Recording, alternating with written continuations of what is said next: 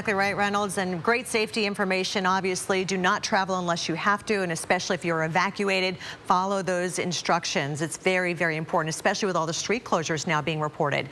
Again, South Carolina, not the only coastal flood danger. We've got to look at some other cities and states that are being affected by this flood threat. We start in North Carolina, where evacuations have been underway in Calabash and Carolina Shores. Firefighters asking people to leave because the water is just getting too high in some neighborhoods. They've had up to 3 feet of standing water. A shelter has been set up at a local high school for those affected.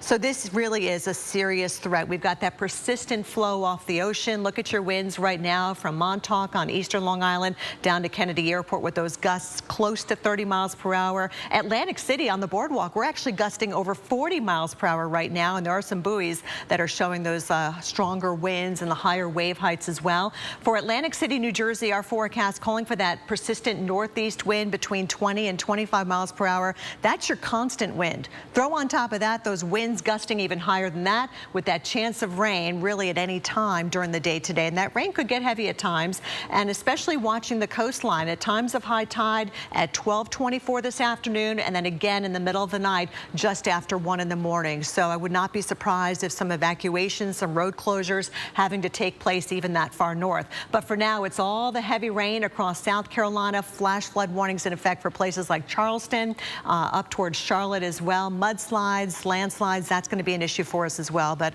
really, Reynolds, it's just incredible to see this kind of rainfall forecast with close to 2 feet in some areas. Place suffering from the threat of rising water. Exactly right, Reynolds. Of course, we've got the surge of water along the coastline, but you've also got that heavy rain that is just going to be persistent throughout the day today, even into tomorrow as well. So talking about Charleston in particular, you've got those persistent onshore winds, and that is really causing that water to pile up along the immediate coastline. So places like, the peninsula, that's no wonder. We've got all those street closures and a lot of the downtown Charleston area just inundated with water as all that water pushes up the rivers, and then you've got that rain coming down on top of everything. So there's really nowhere for that heavy rain to go. All that runoff is just going to flood a lot of these streets, a lot of your homes, unfortunately. No wonder we've had evacuations going on in some places, and of course the closures as well. We've had more than, 7 inches of rain in some of these parts, nearly 8 inches of rain in North Myrtle Beach yesterday, enough to set a record. So this is record breaking, and that's why we're calling it historic flooding. We've never seen this kind of rain. You can see the flash flood warnings that do continue,